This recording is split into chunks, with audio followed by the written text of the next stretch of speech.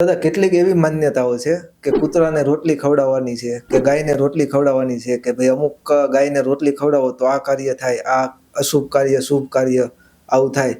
તો શું આવી માન્યતાઓ તમારા મત પ્રમાણે સાચી છે કે એકદમ ખોટી છે? નહીં, 100% સાચી છે. માન્યતામાં કોઈનું કલ્યાણ છુપાયેલું છે એટલે માન્યતા સાચી છે. ઘણી માન્યતા એવી હોય છે કે જેના એ કરવાથી ઘણાને દુઃખ પણ પહોંચતું હોય, એ માન્યતા ખોટી છે. આ માન્યતામાં તમે થોડુંક તમારી દ્રષ્ટિએ વિચારો કે આમાં ખરાબ તો કઈ નથી, એક જીવનું પેટ ભરાશે, પેટ ભરાય છે.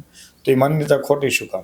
બીજું કે આપણા ઋષિઓને થોડીક શાસ્ત્રની મુજબ થોડીક લાલચે આપી છે, ક્યાંક પુણ્ય કર્મ કરશો તો તમારું કલ્યાણ થશે, અને 100% પુણ્યથી કલ્યાણ થાય છે. પણ થોડીક લાલચ આપે તો એની હિસાબે આપણે કંઈક સેવાના માર્ગમાં આગળ જઈશું. એટલે કૂતરાનું પેટ ભરવું, કૂતરાથી માંડીને કબૂતરથી માંડીને જે આપણાથી અલગ જીવ છે, કારણ કે મતિ માણસને ખાલી ઇન્સાનને આપી છે, મનુષ્યને આપી છે. મનુષ્યને જે મતિ છે એ લગભગ બીજા કોઈ પશુને યોનિને કોઈ યોનિઓમાં નથી. તો એ બુદ્ધિશાળી વ્યક્તિ છે. તો જે બુદ્ધિશાળી વ્યક્તિ હોય ને બીજા જીવોનો જે બુદ્ધિ ઓછી છે એવા જીવોનો ખ્યાલ રાખવો જોઈએ. એટલા માટે કૂતરાને, પક્ષીને ચણ નાખવી જોઈએ. એ સિવાય ઘણા માછલીને કંઈક નાખવું જોઈએ.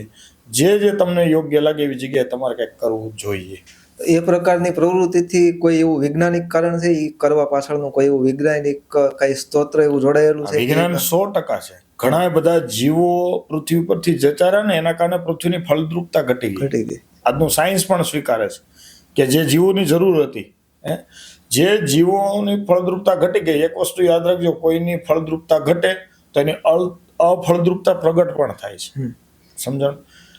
તો કોઈ પણ માણસની શરીરની અંદર પાવર ઘટે, શક્તિ ઘટે એટલે અશક્તિ આવી થઈ જાય છે. એવી જ રીતના ઘણી પૃથ્વીમાંથી ઘણા જીવોને આપણે માર્યા, એના કારણે નવા જીવો પ્રગટ થયા છે, અને એ જીવો દ્વારા આપણું અકલ્યાણ પણ થાય છે. સમજણ? જે ઘણા જીવો એવો પણ બન્યા છે કે જેના દ્વારા આપણું નુકસાન થાય છે. ડેન્ગ્યુ મચ્છર છે સામાન્ય, એ મચ્છર પહેલા નહોતું. પહેલા તો માણસો હવે એવી રીતે ઝૂંપડા જેમ જ રહેતા, આજુબાજુમાં પાણી ભરાયેલું રહેતું.